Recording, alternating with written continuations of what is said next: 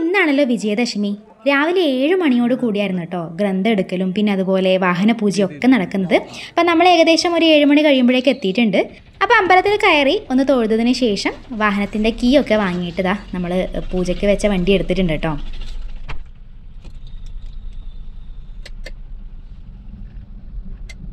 അപ്പോൾ ഇനി നേരെ നമ്മൾ പോകുന്നത് തളിപ്പറമ്പ് തന്നെയുള്ള ഏറ്റവും പ്രസിദ്ധമായിട്ടുള്ളൊരു അമ്പലമാണ് കൃഷ്ണൻ്റെ തൃച്ചംബരം അമ്പലത്തിലേക്കാണ് കേട്ടോ. എല്ലാ കൊല്ലവും ഗ്രന്ഥം എടുത്തു കഴിഞ്ഞാൽ പിന്നെ അടുത്തത് പോകുന്നത് കൃഷ്ണൻ്റെ അടുത്തേക്കാണ് കേട്ടോ. അതിപ്പോൾ ഒരു ചടങ്ങാണ്. ഓണായാലും വിഷു ആയാലും ഒക്കെ തൃച്ചംബരം അമ്പലം ഒട്ടും വിടാറില്ല കേട്ടോ. അവിടെ വന്ന് തൊഴുതിട്ട് മാത്രമേ മറ്റെവിടേക്കും പോകാറുള്ളൂ. കാലാവസ്ഥയുടെ കാര്യം ഇപ്പം അത്ര മോശമില്ല കേട്ടോ. നല്ല ഇളം വെയിലുണ്ട്. നല്ല അമ്പലത്തിലേക്ക് കുളിച്ചൊരുങ്ങി പോകാൻ പറ്റിയ നല്ലൊരു സമയം തന്നെയാണ്. അപ്പോൾ ഇതാ തൃച്ചംബരത്ത് എത്തിയിട്ടുണ്ട്. അത്യാവശ്യം തിരക്കൊന്നും ഇവിടെ അങ്ങനെ ഇല്ല കേട്ടോ. കാരണം ഇവിടെ പ്രത്യേകിച്ച് വാഹന പൂജ അല്ലെങ്കിൽ പുസ്തക പൂജ അതിനൊന്നും പ്രാധാന്യമില്ല. പക്ഷേ പണ്ട് മുതലേ ഉള്ളൊരു ശീലമായിപ്പോയി. കാരണം വെച്ചാൽ എവിടെ നമ്മൾ തൊഴുന്നുണ്ടെങ്കിലും തളിപ്പറമ്പ് ഏത് ഭാഗത്ത് തൊഴുന്നുണ്ടെങ്കിലും കൃഷ്ണനെ വന്ന് തൊഴുതിട്ടേ പോകാറുള്ളൂ മടക്കാൻ വീട്ടിലേക്ക്. അപ്പോൾ ഇന്നും അതേ പതിവ് തന്നെയാണ്. അപ്പോൾ നമ്മൾ എന്തായാലും വന്ന് ഇറങ്ങിയിട്ടുണ്ട്. വണ്ടി ഇവിടെ പാർക്ക് ചെയ്തു.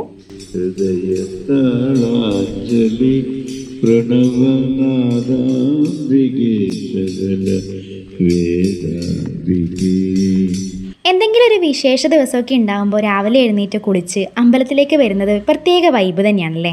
വിജയദശമി എന്നൊക്കെ പറയുമ്പം പ്രാധാന്യം കൂടുതൽ ദേവിക്കാണെങ്കിലും ഇവിടെയും കൃഷ്ണനും ശിവനും അതുപോലെ ദേവിക്കും പ്രത്യേക സ്ഥാനമുണ്ട്. പ്രധാനമായിട്ടുള്ള പ്രതിഷ്ഠ കൃഷ്ണനാണെങ്കിലും ശിവൻ, ദേവി, അതുപോലെ അയ്യപ്പൻ, ഗണപതി ഇവർക്കൊക്കെയും തന്നെ പ്രധാനമായിട്ട് സ്ഥാനമുണ്ട്. എല്ലാ അമ്പലങ്ങളിലും എന്ന പോലെ തന്നെ ഇവിടെയും നവരാത്രി ദിവസങ്ങളിൽ എല്ലാ ദിവസവും പ്രോഗ്രാംസ് ഉണ്ടായിരുന്നു കേട്ടോ. പക്ഷേ ഇക്കൊല്ലം നമുക്ക് തൃച്ചംബരത്തിൻ്റെ പ്രോഗ്രാംസ് ഒന്നും ഷൂട്ട് ചെയ്യാൻ പറ്റിയില്ല കേട്ടോ. അതിനെന്തായാലും നമുക്ക് അടുത്ത കൊല്ലം നോക്കാം അല്ലേ.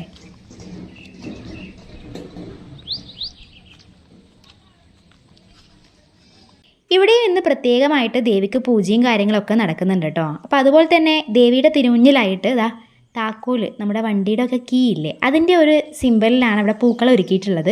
അപ്പോൾ നമ്മൾ കേട്ടറിഞ്ഞ കാര്യം ഇവിടെ പ്രത്യേകിച്ച് വാഹന പൂജ ഒന്നും ഇല്ല എന്നാണ്. ഇനി എന്തെങ്കിലും അവിടെ ഉണ്ടോ എന്നുള്ളതൊരു സംശയമായിക്കോ കേട്ടോ. ശരിക്കും അത് ആ ഒരു പൂക്കൾ അവിടെ കണ്ടപ്പോൾ ഒരു സംശയമായി മാറി. പിന്നെ പൂക്കളം നമ്മുടെ ആമ്പൽപ്പൂ അവിടെ കംപ്ലീറ്റ് ആയിട്ട് വിരിഞ്ഞ് നിൽക്കുന്നുണ്ട്. നല്ലൊരു ഭംഗിയുണ്ടായിരുന്നു. തൊട്ടടുത്തായിട്ട് കാണുന്നത് അപൂർവമാണ് കേട്ടോ. എപ്പോഴും അങ്ങ് ദൂരെയൊക്കെ ഉണ്ടാകുക. ദേവിക്ക് ഈ ഒരു അമ്പലത്തിൽ കൊടുത്തിട്ടുള്ള സ്ഥാനത്തിന് പ്രത്യേകമായിട്ടൊരു ഭംഗിയുണ്ട് കേട്ടോ. വെള്ളത്താൽ ചുറ്റപ്പെട്ടിട്ട് അതിൻ്റെ നടുക്കായിട്ടാണ് ദേവിയുടെ സ്ഥാനം വരുന്നത്. അപ്പോൾ ആ ഒരു അമ്പലം കാണാൻ വേണ്ടിയിട്ട് പ്രത്യേക വൈബും അതുപോലെ ഒരു ക്യൂട്ട്നെസ്സും ഉണ്ട് കേട്ടോ. പിന്നെ അതുമാത്രമല്ല ആ വെള്ളത്തിൽ നിറയെ മീനുകളുണ്ട് കേട്ടോ. വലുതും ചെറുതുമായിട്ടുള്ള ഒരുപാട് മീനുകളുണ്ട്.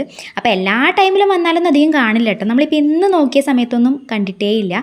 ഓരോ ടൈമിലും പ്രത്യേകിച്ച് ആ ഉത്സവ സമയത്തൊക്കെ വരുന്ന സമയം ഒരുപാട് മീനുകളുണ്ടാകും. എല്ലാം ഇങ്ങനെ മുകളിലേക്കായിട്ട് വന്ന് നിൽക്കുന്ന പോലെ ഉണ്ടാകും കേട്ടോ, എല്ലാവരും കാണാൻ വേണ്ടിയിട്ട്.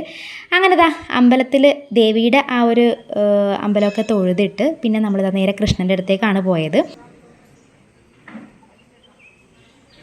അപ്പം നമ്മൾ എത്തിയ സമയം ശീവേലി നടന്നുകൊണ്ടിരിക്കുകയാണ് കേട്ടോ. അപ്പോൾ അത് കഴിഞ്ഞിട്ടാണ് നമുക്കിനി തൊഴാൻ വേണ്ടിയിട്ട് അകത്തേക്ക് കയറാൻ പറ്റുക. അധിക സമയം വന്നാലും തിരക്കധികം ആയതുകൊണ്ട് അകത്ത് കയറിയിട്ട് ശ്രീകോവിലിനകത്ത് കയറി തൊഴൽ പതിവ് കുറവാണ് കേട്ടോ. പുറത്തുനിന്ന് തൊഴുതിട്ട് ചുറ്റം വെച്ച് പോകാറേ ഉള്ളൂ. അപ്പോൾ ഇന്ന് എന്തായാലും വന്ന സ്ഥിതിക്ക് അകത്ത് കയറി തൊഴാമെന്ന് വിചാരിച്ചിട്ട് ശീവേലിയൊക്കെ കഴിഞ്ഞിട്ട് പിന്നെ അകത്തേക്ക് അങ്ങ് കയറി. ശ്രീകോവിലിനകത്ത് കയറി തൊഴുന്നത് ഒരു പ്രത്യേക രസമാണല്ലേ. കാരണം കൃഷ്ണനെ തൊട്ടടുത്തുനിന്ന് കാണുന്നൊരു ഫീൽ അത് വേറെ തന്നെയാണ്. ഇവിടെ കൃഷ്ണൻ്റെ രൗദ്രഭാവമാണെന്ന് പറഞ്ഞു കേട്ടിട്ടുണ്ട് കേട്ടോ. അപ്പോൾ ശരിക്കും പറഞ്ഞാൽ എനിക്ക് ആ വിഗ്രഹം കണ്ടിട്ട് അങ്ങനെ രൗദ്രഭാവമൊന്നും തോന്നിയിട്ടില്ല. നല്ലൊരു ക്യൂട്ട് കൃഷ്ണൻ തന്നെയാണ്. അപ്പോൾ അങ്ങനെ കൃഷ്ണനെയൊക്കെ തൊഴുത് നമ്മൾ പിന്നെ പുറത്തേക്ക് ഇറങ്ങിയിട്ടുണ്ട്. ഇപ്പം നല്ല മഴക്കാർ അങ്ങോട്ട് പിടിക്കുന്നുണ്ട്. ഇനി പോകുന്ന സമയത്ത് മഴ ഉണ്ടാകുമോ, ഇന്നത്തെ ദിവസം മഴയാകുമോ എന്നുള്ള ടെൻഷനൊക്കെ ഉണ്ടായിരുന്നു. കൃഷ്ണൻ്റെ രൗദ്രഭാവമാണെന്ന് പറഞ്ഞില്ലേ. അപ്പോൾ അതിൽ ഞാൻ കേട്ടറിഞ്ഞൊരു കാര്യം ഉണ്ടായിരുന്നു. ഇവിടുത്തെ കൃഷ്ണന് ആനയെ കണ്ടുകൂടാ എന്നുള്ളൊരു ഐതിഹ്യം കൂടി ഉണ്ട് അത്രേ. കാരണം ആനയെ നടക്കിരുത്തുക അല്ലെങ്കിൽ ആനയെ ഉത്സവത്തിന് കൊണ്ടുവരിക അങ്ങനെ ഒരു ചടങ്ങൊന്നും ഇവിടെ ഇല്ല. ആനയായിട്ട് എന്താ പറയുക രൗദ്രഭാവത്തിലാണ് എന്നുള്ള ഒരു കൺസെപ്റ്റാണ് ഇവിടുത്തെ കൃഷ്ണൻ്റെ പ്രതിഷ്ഠയ്ക്ക് ഉള്ളതെന്ന് കേട്ടിട്ടുണ്ട്. അങ്ങനെ രാവിലെ തൃച്ചംബരത്തോടു കൂടി നമ്മുടെ അമ്പല ദർശനം കഴിഞ്ഞിട്ടുണ്ടായിരുന്നേ. പിന്നെ സന്ധ്യ വിളക്കിനായിട്ട് നമ്മൾ പോയത് ശ്രീ പൂക്കോത്ത് കൊട്ടാരത്തിലേക്കായിരുന്നു.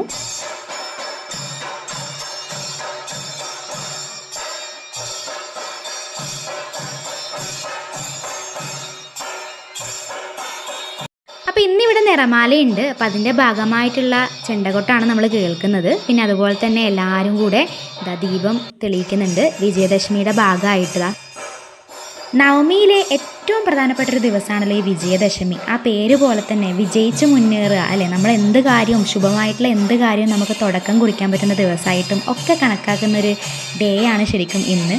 അപ്പം അന്ന് ആ ഒരു ദിവസത്തിൽ എല്ലാവരും അമ്പലത്തിൽ വരുന്ന എല്ലാവരും ഒത്തൊരുമയോടുകൂടി ഇതാ ദീപമൊക്കെ തെളിയിച്ച് ആ ഒരു വൈബ് അങ്ങോട്ട് എൻജോയ് ചെയ്യാൻ കേട്ടോ. ദാരികനെ വധിച്ച് വിജയാഘോഷത്തിൽ നിൽക്കുന്ന ഒരു ദേവീ ഭാവമാണ് ശരിക്കും ഈ വിജയദശമിയിൽ നടക്കുന്നത്. തിന്മയുടെ മേലെ നന്മയുടെ വിജയം, അതാണ് ശരിക്കും വിജയദശമി.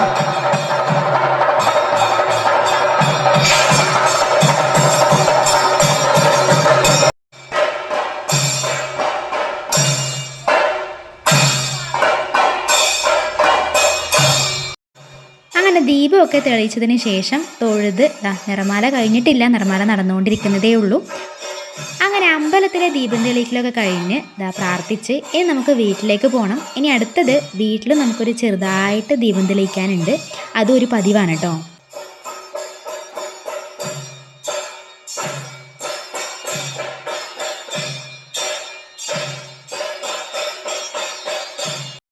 അപ്പോൾ ഇപ്പോൾ സമയം ഏകദേശം ഒരു 7 മണി കഴിഞ്ഞിട്ടുണ്ട്. അപ്പോൾ ഇനി നമുക്ക് വീട്ടിലേക്ക് പോകണം. വീട്ടിലും ദീപം തെളിയിക്കാനുണ്ട്. അപ്പോൾ അമ്മ ചിരാതൊക്കെ എടുത്തെല്ലാം നല്ല അടിപൊളിയാക്കി വെച്ചിട്ടുണ്ട്. ഇനി വിളക്ക് വെക്കുകയാണേ. അങ്ങനെ ഇക്കൊല്ലത്തെ നവമി സ്പെഷ്യലായിട്ടുള്ള ദിവസങ്ങളും അതിൻ്റെ പ്രോഗ്രാംസും ഒക്കെ ഇവിടെ കംപ്ലീറ്റ് ആയല്ലേ. ഇനി അടുത്ത ഒരു വിജയദശമി അല്ലെങ്കിൽ നവരാത്രി ആഘോഷങ്ങൾക്കായിട്ടുള്ള കാത്തിരിപ്പാണ് എല്ലാവരും.